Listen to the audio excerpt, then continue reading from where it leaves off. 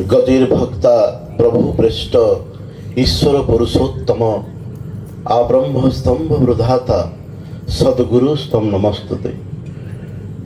परम दयाल परम प्रेममय श्री श्री ठाकुर परमाराध्या जगत जननी श्री श्री बड़मा परम पूज्यपाद जगाचार्य श्री श्री बड़दा परम पूज्यपाद श्री श्री आचार्य देवंकर आतुर पाद पद्मरे मोर शतकोटी प्रणाम निवेदन करे।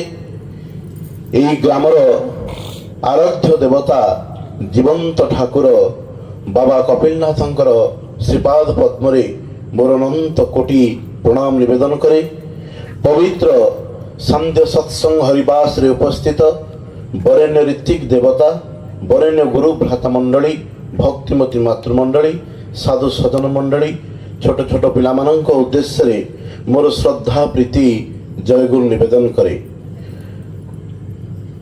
मो परम कृतज्ञ आउ ऋणी कपिलेश्वर से समस्त इष्ट प्राण गुरु भाई तथा यही कपिलेश्वर सत्संग जो माउसमा सत्संग एक शाखा केन्द्र से माउसमा सत्संग समस्त वयोज्येष्ठ गुरु भाई मान पाखे मध्य ऋणी जे आमको यही एक सत्संग भेटी देइछंती। परम पिता पाखरे कपिलेश्वर ग्रामर समस्त इष्ट प्राण गुरु भाई माँ माने तथा ये ग्रामर समस्त भाई एवं माँ मानकर सुदीर्घ इष्टिपुत मंगल जीवन कामना करे। मोर पूर्ववर्ती भाई महादेव तत्व विषय आपण मान पाखे तुली धरुले। प्रकृत में छोट बेलू आम मान को जहाँ देखई दि जाइथिला आमे ताकू ही नहीं चलुथिले। जीवन प्रकृत रहस्य आज रहस्य भितर रही से ज्ञान चक्षु उन्मिलित हो नथिला। संत कबीरंकर से सुंदर कथा सद्गुरु आए भेद बताए ज्ञान करे उपदेश कोयला का मैला तब छूटे जब आग करे प्रवेश। जीवन में सद्गुरु आसिला परे मनीष बुझिला जे प्रकृत में धर्मर व्याख्या प्रकृत में बुझिला देवादेवी प्रसंगर से कथा। मोर पूर्ववर्ती भाई महादेव तत्व विषय कहते श्री श्री ठाकुरंकर दीक्षा ग्रहण पर सत्संगर सानिध्य भितर आम जानिलु जे जो देवादेवी को आम तथागत भाव पूजा करूँ श्री श्री ठाकुर कले यही भली व्यक्तित्व संपन्न व्यक्ति माने काले आगुरु थिले जहाँ भितर यही शिवत्व तत्वटा जागृत हो उठीला। शिवंकर अन्य एक नाम थिला चंद्रशेखर।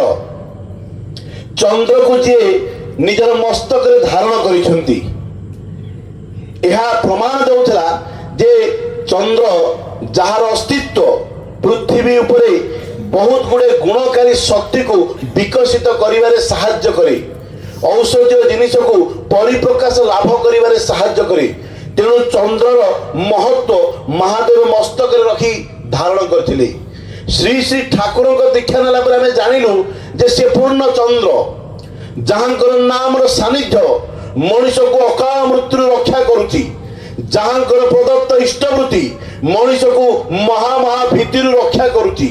जहाँकर प्रदत्त बीजमंत्र मनीषर आमूलचूल समाधान करुची। सेतेबेले बुझा पड़िला जे से किए।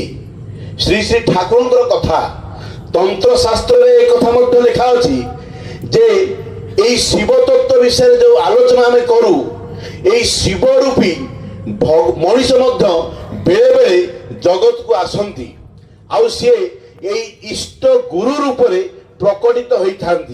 भागवत गोटे सुंदर कथा जीवर निस्तार लगी नंदसुत हरि जगते प्रकट हेले गुरु रूप को धरी। यही शिव तत्व को जे निज जीवन में प्रतिफलित करिसेंती सी होउचंती वास्तव शिव। जहाँकर सानिध्य भितर दे मनीष से शिव तत्व को अनुभव करे। तेणु शास्त्र लिखा अछि शिव रुष्ट हेले गुरु रक्षा करती किंतु गुरु रुष्ट हेले शिव रक्षा करि पारंती नाही। सेतिपई संत कबीर कहिले जे गुरु गोविंद दो खड़े काके लागू पाए बलहारी गुरु आपने गोविंद दियो बताए। गुरु और गोविंद यदि दुई जन छिड़ा होती क्या प्रणाम करी। गोविंद कहते बलहारी गुरु आपने गोविंद दियो बताए। गोविंद कहले ଯେ ଗୁରୁ ହଉଛନ୍ତି ସବୁଠୁ। ସେଥିପାଇଁ ଆମେ ଶାସ୍ତ୍ରରେ ଗାଉ ଗୁରୁ ବ୍ରହ୍ମା ଗୁରୁ ବିଷ୍ଣୁ ଗୁରୁଦେବ ମହେଶ୍ୱର ଗୁରୁ ସାକ୍ଷାତ ପରମ ବ୍ରହ୍ମ ତସ୍ମୈ ଶ୍ରୀ ଗୁରବେ ନମଃ। ଆଜି ପ୍ରକୃତରେ ଆମ ଜୀବନ ସାଫଲ୍ୟ ହେଇଛି ଜୀବନରେ ଶ୍ରୀ ଶ୍ରୀ ଠାକୁରଙ୍କୁ ପାଇ ତାଙ୍କର ସାନିଧ୍ୟ ଭିତରେ ଦେଇ ମଣିଷ ବୁଝିଲା ଯେ ପ୍ରକୃତରେ ଜୀବନର ରହସ୍ୟ। ସେଦିନ ଯେତେବେଳେ ଜଣେ ବୃଦ୍ଧ ବ୍ୟକ୍ତି ଶ୍ରୀ ଶ୍ରୀ ଠାକୁରଙ୍କ ପାଖକୁ ଆସିଛନ୍ତି, ଜୀବନର ସମସ୍ତ କିଛି ହତୋତ୍ସାହିତ ହୋଇ ଜୀବନକୁ ହରେଇବାର ପ୍ରୟାସ ନେଇ ଶ୍ରୀ ଶ୍ରୀ ଠାକୁରଙ୍କ ପାଖରେ ଆସି ନିବେଦନ କରନ୍ତି ଯେ ଠାକୁର ଏଇ ସଂସାର ଆଉ ଭଲ ଲାଗୁନାହିଁ, ଏଇ ପରିବାର ଆଉ ଭଲ ଲାଗୁନାହିଁ, ଏଇ ଜୀବନ ରଖିବାକୁ ମୁଁ ଚାହେଁ ନାହିଁ।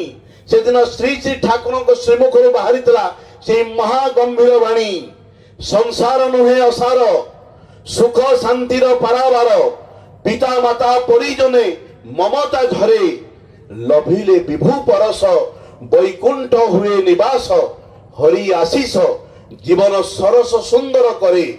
ଶ୍ରୀ ଶ୍ରୀ ଠାକୁର କହିଲେ ଯେ ଆରାଧ୍ୟ ଦେବ ପିତାଙ୍କୁ ତୁମେ ନିତ୍ୟ କର ନମସ୍କାର, ଜନ୍ମଦାତା ସିଏ ହିଁ ଜାଣ, ଶିବ ରୂପରେ ସିଏ ତୁମର।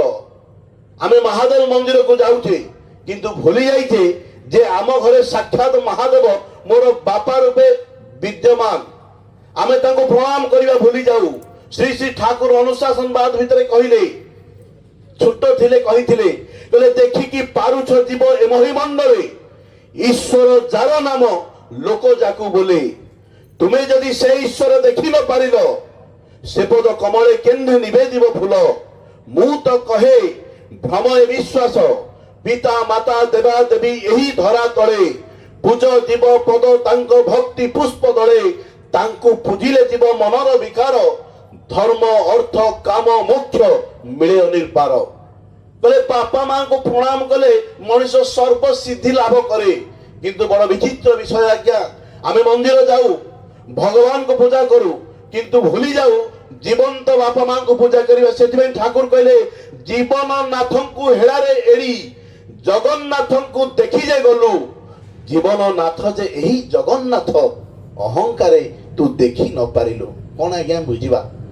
ରାମକୃଷ୍ଣ ଠାକୁର ଗୋଟେ ଛୋଟ ଗଳ୍ପ ଭିତରେ ଦେଇ ଜୀବନର ପ୍ରଗାଢ଼ ରହସ୍ୟକୁ ଉନ୍ମୋଚନ କରୁଛନ୍ତି। ବାପ ପୁଅ ଦୁଇ ଜଣ ଯାଉଛନ୍ତି ମନ୍ଦିର ଦର୍ଶନ କରିବା ପାଇଁ। ଏହି ଦର୍ଶନ କରିବାକୁ ଯାଇ କିଛି ବାଟ ଅତିକ୍ରାନ୍ତ ଯେତେବେଳେ ମନ୍ଦିର ଆସିଯାଏ, ଛୋଟ ପୁଅଟି ଅଟକି ଯାଏ, ମନ୍ଦିରକୁ ପ୍ରବେଶ କରେ ନା।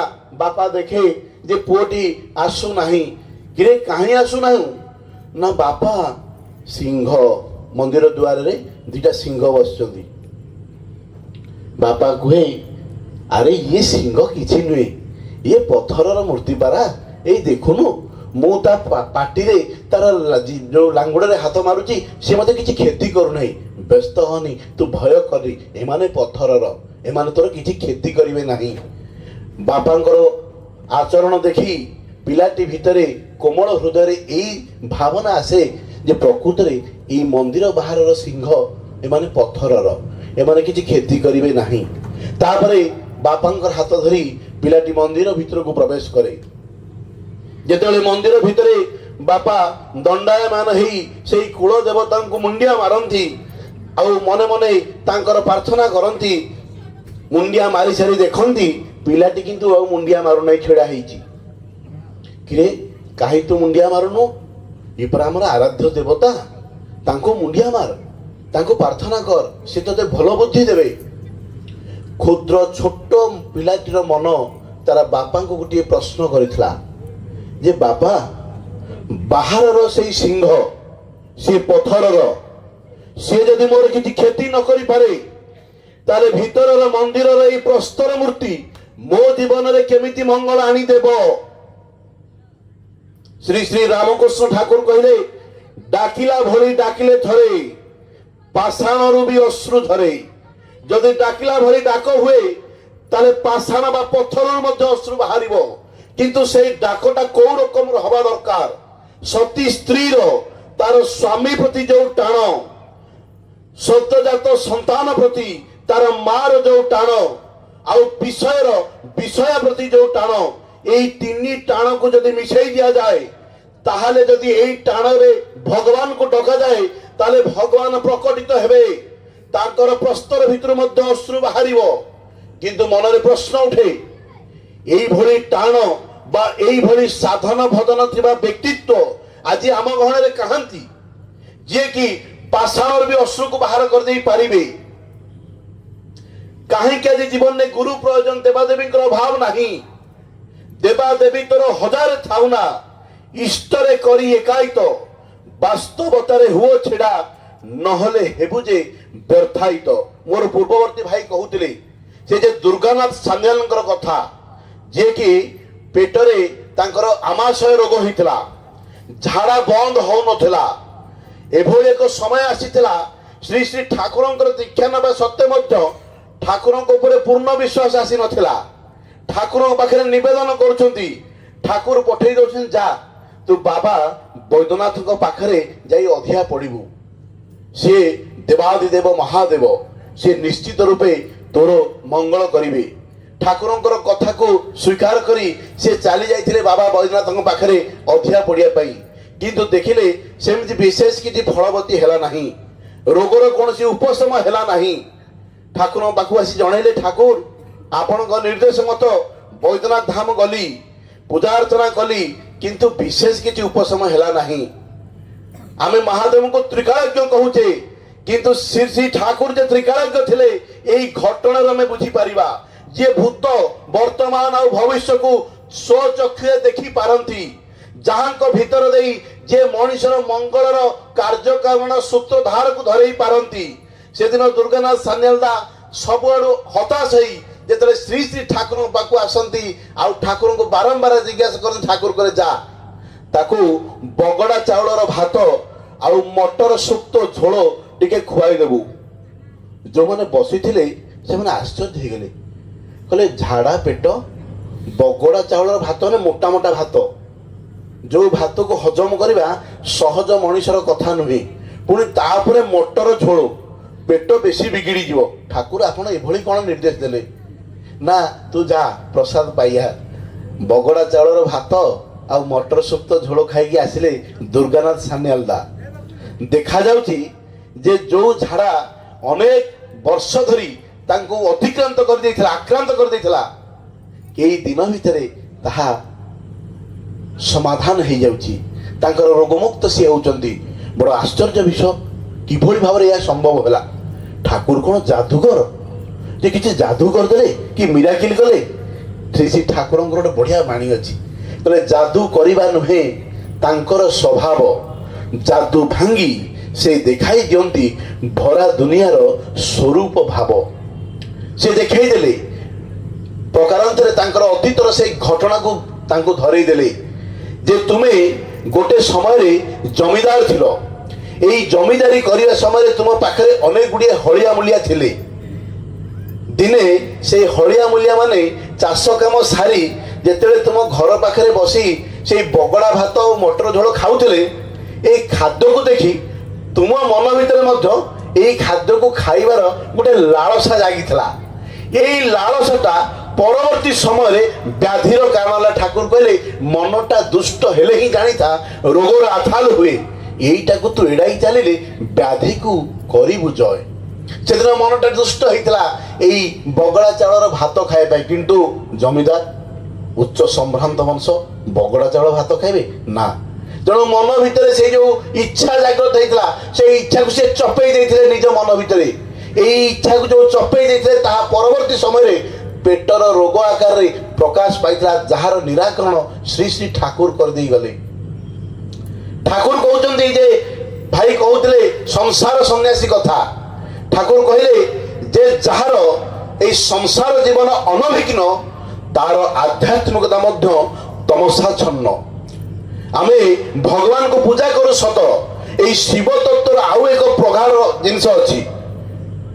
ଠାକୁରଙ୍କୁ ଯେତେବେଳେ ପଚରା ଯାଉଥିଲା, ଠାକୁର କହୁଥିଲେ ଯାଅ ଟିକେ ଶିବ ମନ୍ଦିରରେ ଦର୍ଶନ କରି ଆସ, କାରଣ ଦର୍ଶନ ଭିତରେ ମଣିଷର ଅନେକ ଗୁଡ଼ିଏ ଗ୍ରନ୍ଥିର ମୋଚନ ହୁଏ। କ'ଣ ନା ଶିବଙ୍କର ବାହନ ହେଉଛି ବୃଷ, ଆଉ ମା ପାର୍ବତୀଙ୍କର ବାହନ ହେଉଛି ବାଘ୍ର ବା ସିଂହ। ଏପଟେ ଶିବଙ୍କ ବେକରେ ସାପ, ସେପଟେ ପୁଅ कार्तिकंकर बाहन हूँ मयूर आ पुत्र गणेशंकर बाहन हूँ मूषा। एठी समस्ते समस्त खाद्य और खादकर संपर्क जड़े जन को खाइले जीवन बंची रहिबो। किंतु श्री श्री ठाकुर कहले केते आदर्श परिवार महादेवंकर। Where every opposites meets with a meaningful adjustment, Godhood peace there. जेतेले समस्त विपरीत धर्मी कार्य कारण एकाठी गोटे जगार बसी थांती सेतेबेले भगवान आशीर्वाद काले उछुली उठे। आमे सागर मंथन कथा शुणी आगुरी ठाकुर कहले आज भी सागर मंथन हुए विवेक आ मन भितर। एठी विवेक हूँ देवता गण आउ मन हूँ असुर गण। यही विवेक आ मन भितर जो मंथन हुए यही मंथन भितर जो ज्वाला बाहरे यही ज्वाला को जी पान कर पारती सी होती श्री श्री ठाकुर। श्री श्री ठाकुर अनन्य भक्त थिले पंचानन सरकार डबल MA तथा कथित हाईली एजुकेटेड पर्सनालिटी। किंतु तांकर गोटे समय दाम्पत्य जीवन में कलह सृष्टि हो जाइछि। स्वामी स्त्री भितर पड़ूना एक प्रकार वितस्पृह पंचानन सरकार श्री श्री ठाकुर पाखक आसती आउ ठाकुर को जिज्ञासा करती जे ठाकुर एभली दाम्पत्य जीवन नहीं इष्टकर्म करना बरम प्रकारांतरे विच्छेद हो भल। पंचानन सरकार जो आसती परवर्ती समय स्त्री आसती ठाकुर कहती जे पंचानंदा चलो टिके बुली आसीबा। ठाकुर पंचानन सरकार को डाकिकी नहीं जाती कौ बाटे जाती ना एक कंटकित पथरे जाती जो चतुर्मय खाली कंटा पड़ी आ विष्टा पड़ी। ठाकुर आगे चलती पंचानन सरकार पछे पछे चलती एमती किछि बाट भ्रमण कला परे उभय आसी आश्रम में पहुंचती। आ ठाकुर पचारती पंचानंदा बाटटी खूब कंटकित थिला संकीर्ण थिला विष्टा थिला तुम गोड़े किछि लगी जाइनि तो ना ठाकुर मु कौन एत बोका आपण बा जोटी जोटी पाद पकाउथिले मुझे पाद पकई पड़ोली मोर पादरे किछि आज्ञा ना कंटा ना विष्टा किछि लागिछि। परवर्ती समय सहधर्मिणी जब आसी ठाकुर पाखे जिज्ञासा करती निजर स्वामी विषय से हठात कि ठाकुर कहते बड़ बाबू टिके लंठनटा नहीं आस। से मध्याह्न समय आकाश रे सूर्य मुंड उपरे कौनसी निरुत्तर कौनसी नास्तिवाचकर प्रश्नर उत्तर नहीं दे बड़मा निजे लंठन धरी चली आसती। ठाकुर पाखे पहुंचला पर ठाकुर कहती लंठन टी को लिभे दियो लंठन टी को लिभे दिया जाए। परवर्ती समय ठाकुर पचारती से माँटा को माँ कि बुझी पार ना ठाकुर कौन बुझीपारी ना ये बड़बो को लंठनटा कहली आने आउ प्रकारांतर लंठनटा लिभे देव कहली किसी कार्य कारण बुझीपार। परवर्ती समय जिते माँ जा पचारती बड़बो को जे माँ आपण ठाकुर मागिले मध्याह्न समय आप लंठन नहीं आसिले कहीं मना कले जे मध्याह्न समय लंठन कौन प्रयोजन अच्छी। बड़ माँ से उत्तर देते जे मोर मन बोली किछि नाही तांकर जहा इच्छा ताहा ही मोर मन मनोवृत्त्यानुसारिणी। ठाकुर के सुंदर कथा कहले तो स्वामी ठी नाही स्त्रीर श्रद्धा। आज समाज नग्न चित्र आम देखुचे पिला माने आज विपदगामी श्रद्धा हरा बापा माँ प्रति संपर्क विच्छिन्न कहीं जानती ना यही बाणीटा स्वामी ठी नाही स्त्रीर श्रद्धा स्त्री ठी नाही स्वामीर टाण एपरी भावे चलन जेउठी श्रद्धा हरा हुए संतान। ठाकुर बाणी दे कहले श्रद्धा हरा हो जाए। आज पुरुष भितर कामार्थ भाव बढ़ी जाइछि। ठाकुर कहले विवाहर शिव तत्व को जदि आम जीवा विवाहर प्रधान घटक थिला श्रद्धा। स्त्री श्रद्धार सहित पुरुष को वरण करुथला किंतु बड़ विचित्र विषय समाज वास्तव नग्न चित्र जहाँ आम देखुचे आज से श्रद्धा नहीं आज से भल पाइबाटा हजि जाइछि। तेणु मंदिर देवाई आम जाऊे सत मंदिर को किंतु देखुने से महादेव तत्व भितर किभली भाव में भल पाइबा थिला। महादेव को कह जाए त्रिनेत्र। यही त्रिनेत्र आम शुणीचे काले यही दुई भ्रुलतार मझिरे जो नेत्र अच्छी यही नेत्र काले निआ बाहरी कामदेव को भस्मीभूत करिथिला। ये कथाटा आमे आगुरु शुणिचे छोट पिला बेले जे महादेवंकर त्रिनेत्र अच्छी त्रिनेत्र जो खोल निआ बाहर सब कि जाली पड़ीदेव श्री श्री ठाकुर किंतु उल्टा कहले कहले त्रिनेत्र निआ बाहरनी यही त्रिनेत्र हूँ प्रज्ञा नेत्र बा ज्ञान नेत्र बा आज्ञा चक्र यह बुद्धिर प्रतीक जेतेबेले माँ पार्वती भितर एक प्रकार काम भाव उद्दीप्त होइछि से निजको रूपरे सजाई महादेव पाखक आसीचंती तांको सम्मोहित करिया पई जे कि चिर सम्मोहनर ऊर्ध्वरे जे कि चिर अनासक्त तांकर एई त्रिनेत्ररु सेई रश्मि जहाँकि पार्वती से काम भाव को दहन करथिला तेणु श्री श्री ठाकुर कथा जे विवाहर प्रथम सूत्र होची एई श्रद्धा श्री श्री ठाकुर जीवन आदर्श आम देखीचे ठाकुर जेते नूतन भाव विवाह सरी जाइछि सेपटे डाक्तरी पढ़िया चली जाइछंती घर को आसी पारु नांती गाँ लोक माने बारंबार टाहिटाफरा करूछंती जे अनुकूल एबे विवाह करिछि स्त्री संग सुख सानिध्य बारंबार ग्राम को आसुची ठाकुर आसी पारु नाहांती एड़े माँ 11 वर्ष बयस रात्रि घर काम सब सारी स्वामी देवता कथा मन पड़ुछि चिठीटे लेखि बसुचंती अर्धरात्रि लंठन आलुअरे लेखुचंती ठाकुर को चिठी ठाकुर चिठीर प्रत्युत्तर दे लिखिछंती तुमर एही सुधा बोला चिठीटी पाई जे केते आनंदित हेली ताहा आउ भाषा रे कौन प्रकाश करी आशा करे बिना प्रत्युत्तर रे एई भली चिठी लिखिबा को तुमे जेमिति भूलिबो नाही ठाकुर लिखुचंदी मां को चिठी मने पकाओ तुमे केमिति थिलो मु केमिति थिली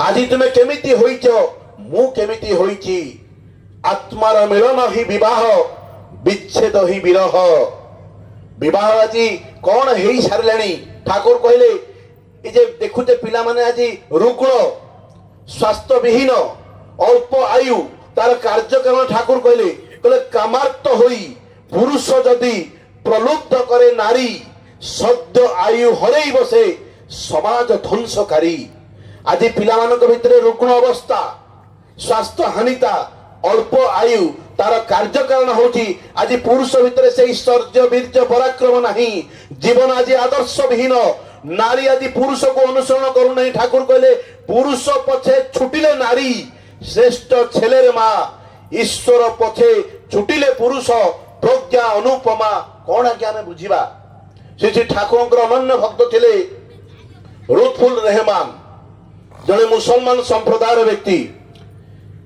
परम पुरुष जेबे भी जगत को आसंती तथा कथित धर्मर बहुत ऊर्ध्वरे सी प्रत्येकटी मनीष तांको प्राप्त होई परिपूरित हुए ए रुतफुल रहमान दा श्री श्री ठाकुर सानिध्य रे आसंती सेतेबेले इस्लाम को खलीलुर रहमान दा ठाकुर पाखे बसचंती मुसलमान संप्रदाय ठाकुर को धर्मर प्रकृत व्याख्या विभिन्न प्रश्न पचारि चलीछंती ए प्रश्न उत्तर भितरे रुतफुल रहमान दा अनुभव करती प्रकृत धर्मर जो व्याख्या ठाकुर देले बंचिबा बढ़िबार मर्म जहा धर्म बोली जानिबु ताहा धर्मे सभिए बंचे बढ़े संप्रदायटा धर्म नारे तांकर ज्ञानचक्षु उन्मिलित हला श्री श्री ठाकुरंकर बीज मंत्र को ग्रहण कले घर को गले किंतु मुसलमान संप्रदायर कुरान तो पढ़िबे लुचिकी घरे ठाकुरंकर बही पढ़िले दिने तांको स्त्री सब देखीदेले कहले इ कौन तो कुरान पढ़िया जगार कौन बही सब छोट छोट बही सब पढ़िलनी इ किए से ना मु ठाकुरंकर दीक्षा ग्रहण करिछि स्त्री चित्कार करी बसिली बापा अब्बाजान आपके लड़के ने किसी दूसरे गुरु को अपना गुरु बना लिया है ताको बापा को चित्कार करी कहले ये बड़ विस्तृत दे गले कहले कौन करबी यही समस्या समाधान पाई से ठाकुर पाख चले कहले ठाकुर मो घरे खूब विरोध मोर स्त्री मोर बापा को कही सारे तुम्हें मुसलमान है कि भाव में गुरु ग्रहण कल आ गुरु ग्रहण कल तो कल प्रार्थना प्रार्थना घरे आसी कलनी ठाकुर कहते ये रुतफुल रहमान दा आपनी जानी तुम्हें कौन जान तुम्हें ना ना आज्ञा ना तुम्हें पूर्व जन्म ब्राह्मण थिल ତେଣୁ ଏଇ ଜନ୍ମରେ ତୁମେ ମୌଲବୀ ହେଇଛ। ଏଇ କଥାଟା ତ ଭାରି ଟିକେ ବାଧା ଲାଗିଲା। କହିଲେ କ'ଣ ପୂର୍ବ ଜନ୍ମରେ ମୁଁ ବ୍ରାହ୍ମଣ ଥିଲି, ଏଇ ଜନ୍ମରେ ମୌଲବୀ ହେଇଛି?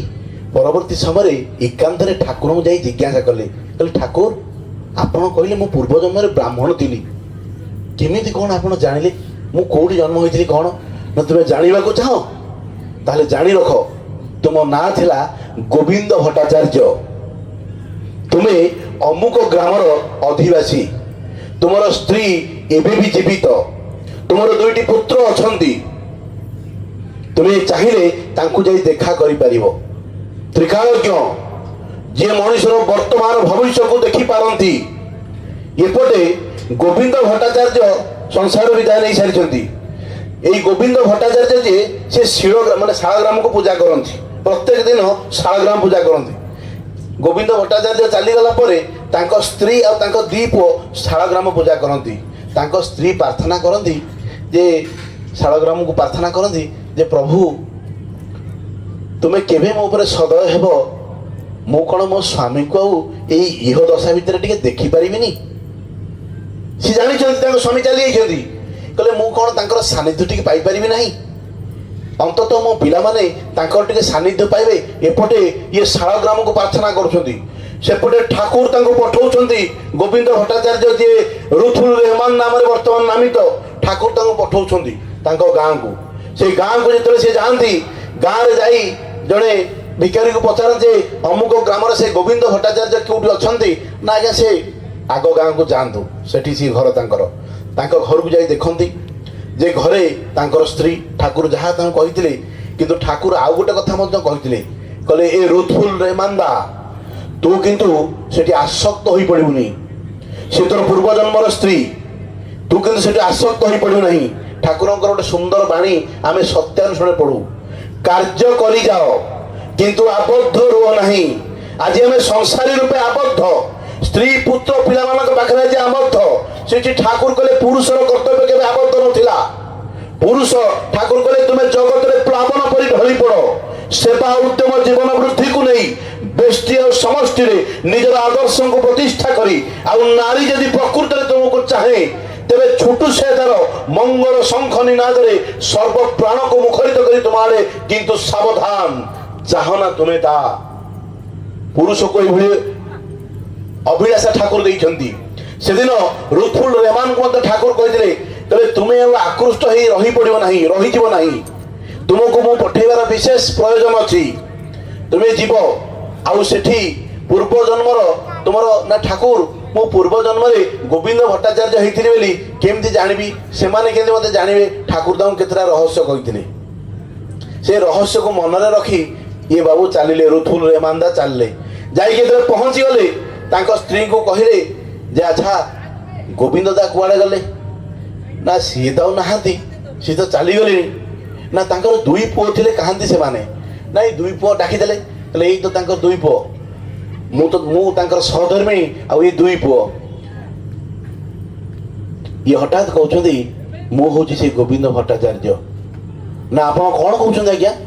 ସ୍ୱାମୀ 6 ମାସ ହେଲା ବିଗତ ହେଇସାରିଲେଣି, ଆପଣ କହୁଛନ୍ତି ମୁଁ ଗୋବିନ୍ଦ ଭଟ୍ଟାଚାର୍ଯ୍ୟ? କ'ଣ ପ୍ରମାଣ ଯେ ଆପଣ ଗୋବିନ୍ଦ ଭଟ୍ଟାଚାର୍ଯ୍ୟ ବୋଲି? ନା ପ୍ରମାଣ ହେଉଛି ଏଇଆ, ଠାକୁର କେତେଟା କଥା କହିଛନ୍ତି। ତାଙ୍କ 2 ପୁଅଙ୍କୁ କହିଲେ, କହିଲେ ଘରଠାରୁ କିଛି ଦୂରରେ ଗୋଟେ ଆମ୍ବ ଗଛ ଅଛି, ସେଇ ଆମ୍ବ ଗଛରୁ 10 ମିଟର ଦୂରରେ ମୁଁ ଯେତେବେଳେ ଗୋବିନ୍ଦ ଭଟ୍ଟାଚାର୍ଯ୍ୟ ରୂପେ ଥିଲି, କିଛି ସୁନା ମୋହର ଗୋଟେ ମାଠିଆରେ ପୂରେଇକି ପୋତି ଦେଇଥିଲି, ଠାକୁର କହିକି ପଠେଇଥିଲେ, ତାକୁ ଯାଇକି ଟିକେ ଦେଖ। ଏମାନଙ୍କ ମନ ଭିତରେ କୌତୂହଳ ବଢ଼ିଲା ଯେ ଇଏ ନିଜକୁ ମୁସଲମାନ ସମ୍ପ୍ରଦାୟର, ନିଜକୁ କହୁଛନ୍ତି ଗୋବିନ୍ଦ ଭଟ୍ଟାଚାର୍ଯ୍ୟ, ମୋର ସ୍ୱାମୀ, ମୋର ପୁଅମାନଙ୍କର ବାପା, ପୁଣି ଏଭଳି ଏକ କଥା କହୁଛନ୍ତି। ପରୀକ୍ଷାମୂଳକ ଭାବରେ 2 ଜଣ ପୁତ୍ର ଘରଠାରୁ ଦୂରରେ ଥିବା ସେଇ ଆମ୍ବ ଗଛଠାରୁ କିଛି ମିଟର ବ୍ୟବଧାନରେ ଗାତ ଖୋଳିଲେ, ଆଉ ଦେଖିଲେ ତାଙ୍କର କଥା ସତ ହେଲା। ମାଟିରୁ ସେଇ କଳସଟି ବାହାରିଲା, ତା ଭିତରେ କିଛି ସ୍ୱର୍ଣ୍ଣ ମୋହର ନିହିତ ଥିଲା। ସେମାନେ ଭାବୁଛନ୍ତି ବୋଧହୁଏ ଅର୍ଥର ପ୍ରଲୋଭନରେ ଏଭଳି କିଛି କରୁଛନ୍ତି, ତେଣୁ ତାଙ୍କୁ କିଛି ଅର୍ଥ ଯାଚିଲେ, କିନ୍ତୁ ଠାକୁରଙ୍କ ନିର୍ଦ୍ଦେଶ ଥିଲା ତୁ ସେସବୁ ଗ୍ରହଣ କରିବୁ ନାହିଁ। ପରବର୍ତ୍ତୀ ସମୟରେ ପୁଅମାନଙ୍କର ମନ ବୁଝିଗଲା, କିନ୍ତୁ ସ୍ତ୍ରୀ ମନ ତ ବୁଝିବନି ନା ଯେ ଇଏ ପରଲୋକଟା ମୋର ସ୍ୱାମୀ, ପଚାରିଲେ ଏକାନ୍ତରେ, ଆଚ୍ଛା ତୁମେ ମୋର ସ୍ୱାମୀ ବୋଲି କ'ଣ ପ୍ରମାଣ? କେତୋଟି କଥା ମୁଁ ତୁମକୁ ପଚାରିବି, ତୁମେ ତାର ଉତ୍ତର ଦିଅ। ପଚାରୁଛନ୍ତି, ସ୍ତ୍ରୀ ପଚାରୁଛନ୍ତି ସ୍ୱାମୀକୁ ଯେ ତୁମେ ମୋତେ ଶ୍ରଦ୍ଧାରେ କ'ଣ ଡାକ? ଠାକୁର କହିକି ପଠେଇଛନ୍ତି, କହିଲେ ଲଜ୍ଜାବତୀ ଡାକେ। ଏ ଆଶ୍ଚର୍ଯ୍ୟ ହେଲେ, ଏଇ ଡାକରେ ତାଙ୍କୁ କେହି ଡାକି ନାହାନ୍ତି, କେବଳ ତାଙ୍କ ସ୍ୱାମୀ ଭିନା। ଏମିତି କେତୋଟି ଘଟଣା, ସମୟ ତ ଅତିକ୍ରାନ୍ତ, ମୁଁ ସିଆଡ଼କୁ ଆଉ ଯାଉନାହିଁ। କହିବାର ତାତ୍ପର୍ଯ୍ୟ ଏଇଆ ଯେ ପ୍ରକୃତରେ ଶ୍ରୀ ଶ୍ରୀ ଠାକୁର ଯେ ଜୀବନରେ କ'ଣ କରିପାରନ୍ତି, ତାଙ୍କର ତତ୍ତ୍ୱ ବିଧାନ, ତାଙ୍କର ଅନୁଶାସନ ଜୀବନରେ ଯେ କିଭଳି ଭାବରେ ଆମୂଳଚୂଳ ପରିବର୍ତ୍ତନ କରେ, ତାହାକୁ ମୁଁ ଭାଷା ଦେଇକି ଆଜ୍ଞା ବ୍ୟକ୍ତ କରିପାରିବି ନାହିଁ। ଏହା ଅନୁଭବର ବ୍ୟାପାର। ଯିଏ ଅନୁଭବ କରିଛି, ଯିଏ ଜୀବନରେ ତାଙ୍କୁ ବର୍ଣ୍ଣନ କରିଛି, ସିଏ ହିଁ ବୁଝିପାରିଛି ଯେ ପ୍ରକୃତରେ ତାଙ୍କୁ ଧରିଲେ ଜୀବନ କିଭଳି ଭରପୁର ହେଇଯାଏ। ଆଜି ପ୍ରକୃତରେ ଜୀବନର ସେଇ ଯେଉଁ ନଗ୍ନ ଚିତ୍ର ଆଜି ଆମମାନଙ୍କ ପାଖରେ ଉପସ୍ଥାପନ ହେଇଛି, ସତ ଦେବାଦେବୀ ଥିବା ସତ୍ତ୍ୱେ ମଧ୍ୟ ଆଜି ପରିବାର ଭିତରେ ହାଳ ହତାଶ ବଢ଼ି ଚାଲିଛି, ସୁଇସାଇଡ୍ ମେଣ୍ଟାଲିଟି ଆଜି ପିଲାମାନଙ୍କ ଭିତରେ ବଢ଼ି ଚାଲିଛି। ତାର ଏକମାତ୍ର ରକ୍ଷାର ଉପାୟ ହେଉଛି ଜୀବନରେ ତାଙ୍କୁ ଗୁରୁ ରୂପେ ଗ୍ରହଣ କରିବା।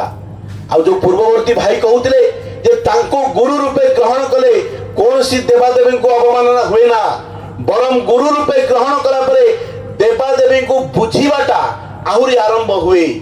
କାହିଁକି ନାରାୟଣଙ୍କର ପୂଜା କରାଯାଏ, କାହିଁକି ମା ଦୁର୍ଗାଙ୍କର ପୂଜା କରାଯାଏ? ଶ୍ରୀ ଶ୍ରୀ ଠାକୁର କହିଲେ, ଯେଉଁ ଦୁର୍ଗାଙ୍କୁ ଆମେ ମନ୍ଦିରରେ ପୂଜା କରୁଛେ, ସେଇ ଦୁର୍ଗା ମୋ ଘରେ ହିଁ ଅଧିଷ୍ଠିତ। ଚିନ୍ମୟୀ আর মৃন্ময়ীতে তফাৎ বুঝে না। মৃন্ময়ী মূর্তিକୁ ଆମେ ପୂଜା କରୁ, କୋଟି କୋଟି ଟଙ୍କା ଖର୍ଚ୍ଚ କରୁ, କିନ୍ତୁ ବାସ୍ତବ ଦୁନିଆରେ ଦେଖୁ ସେଇ ମୃନ୍ମୟୀ ମୂର୍ତ୍ତି ଯେତେବେଳେ ଚିନ୍ମୟୀ ରୂପରେ ଅଧିଷ୍ଠିତ ହୁଏ ଆମ ଘରେ, ତାଙ୍କୁ ହିଁ ଆମେ ହତାଦାର କରୁ। ତାର କାର୍ଯ୍ୟ କାରଣ ହେଉଛି ଜୀବନରେ ଏଇ ବାସ୍ତବ ଜ୍ଞାନର ଅଭାବ।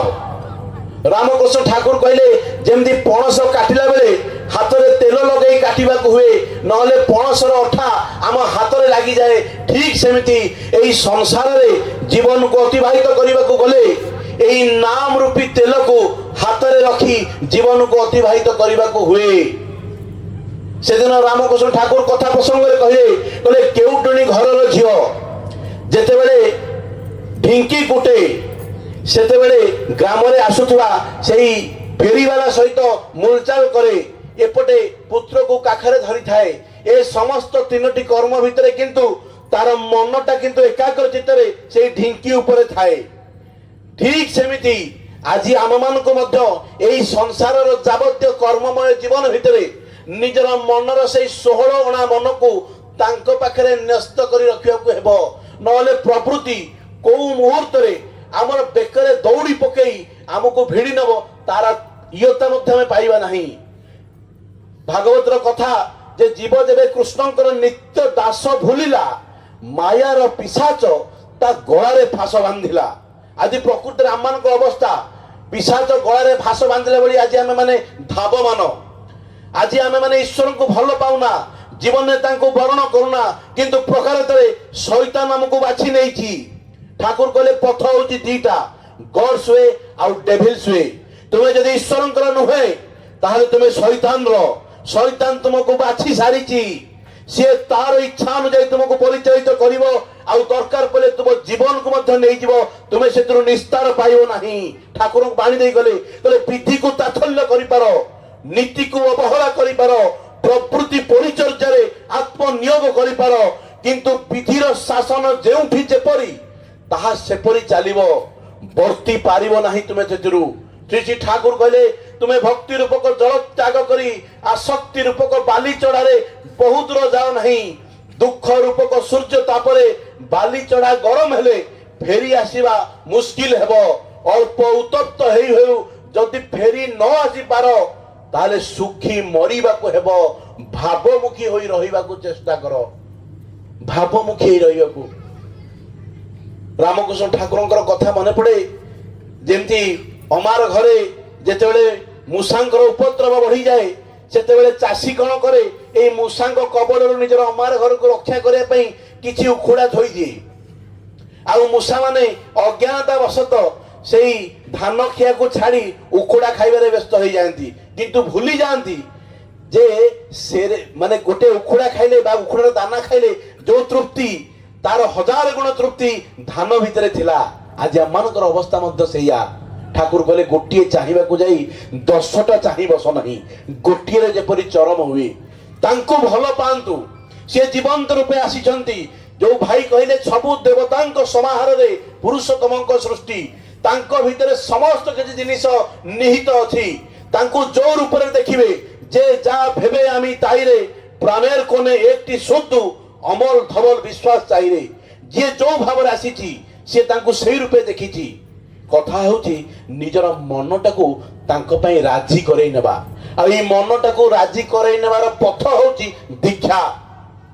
ଦୀକ୍ଷା ମାନେ ନୁହେଁ ବାନ୍ଧି ହେଇଯିବା, ଦୀକ୍ଷା ମାନେ ନୁହେଁ ତଥାକଥିତ ସନ୍ନ୍ୟାସ। ଠାକୁର କହିଲେ ଯେ ମନକୁ ନିଜର ମନର ସନ୍ନ୍ୟାସ ହେଉ, ତଥାକଥିତ ଗେରୁଆ ପିନ୍ଧି ନିଜର ଶରୀରକୁ ସନ୍ନ୍ୟାସ ଭାବରେ ସଜାଅ ନାହିଁ, ମନର ସନ୍ନ୍ୟାସ ହଉ।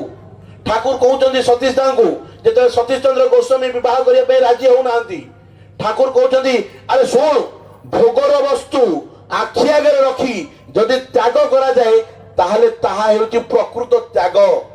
ସ୍ତ୍ରୀ ଥିବ ପାଖରେ କିନ୍ତୁ ନିଜର ସ୍ତ୍ରୀର ବନ୍ଧନକୁ କାଟି ତୁ ଇଷ୍ଟଙ୍କ କାମରେ ଲାଗି ରହିବୁ, ଦେଖିବୁ ତୋର ସ୍ତ୍ରୀ ମଧ୍ୟ ତୋର ପଶ୍ଚାତ ଅନୁସରଣ କରିବ, ଆଉ ସେତେବେଳେ ତୋର ଜୀବନ ସାର୍ଥକ ହେବ। ସମୟ ଅତିକ୍ରାନ୍ତ, ବିଶେଷ କିଛି ଆଉ କହିବାର ନାହିଁ, କେବଳ କରିବାର ବିଷୟ। କାରଣ ଆଜି ଆମେ ବହୁତ କିଛି କହୁଛେ, ବହୁତ କିଛି ଶୁଣୁଛେ।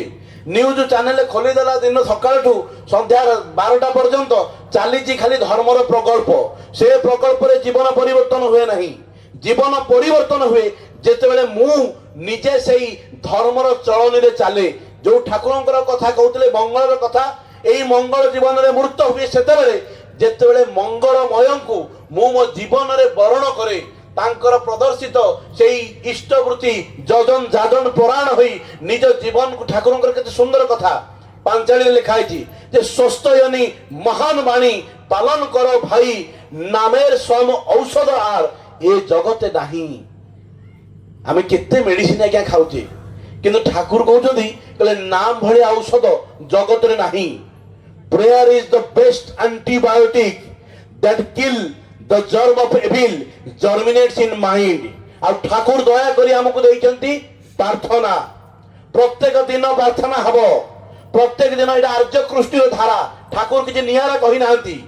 ପ୍ରତ୍ୟେକ ଦିନ ଯୋଉ ଭାଇ କହୁଥିଲେ ଯେ ମା ବ୍ୟସ୍ତ ହେଇ ପଡୁଥିଲେ ଯେ ବାବାଙ୍କ ପାଖକୁ ତୁ ସଞ୍ଜବତୀ ନେଇଯା, ଠାକୁର କହୁଥିଲେ ପ୍ରତ୍ୟେକ ଦିନ ଶଙ୍ଖ ବଜେଇବ, ପ୍ରତ୍ୟେକ ଦିନ ଘରେ ମା ମାନେ ହୁଳହୁଳି ଦେବେ, ପ୍ରତ୍ୟେକ ଦିନ ପ୍ରାର୍ଥନା ହେବ ଏବଂ ପ୍ରାର୍ଥନା ଅନ୍ତେ ପ୍ରଣାମୀର ଏକ ପର୍ବ ହେବ। ଘରର ଗୁରୁଜନକୁ ଲଘୁଜନ ମାନେ ପ୍ରଣାମ କରିବେ, ଆଉ ଲଘୁଜନକୁ ଗୁରୁଜନ ମାନେ ସ୍ନେହ କରିବେ। ବୈକୁଣ୍ଠ ସମାନ ଆହା ଅଟେ ସେହି ଘର, ପରସ୍ପର ସ୍ନେହ ଯହିଁ ଥାଏ ନିରନ୍ତର। ଏଇ ସ୍ନେହ ବଢେ ଯେତେବେଳେ ଜୀବନରେ ସେଇ ସ୍ନେହମୟ, ସେଇ ପ୍ରେମମୟ ପୁରୁଷ ଆସନ୍ତି।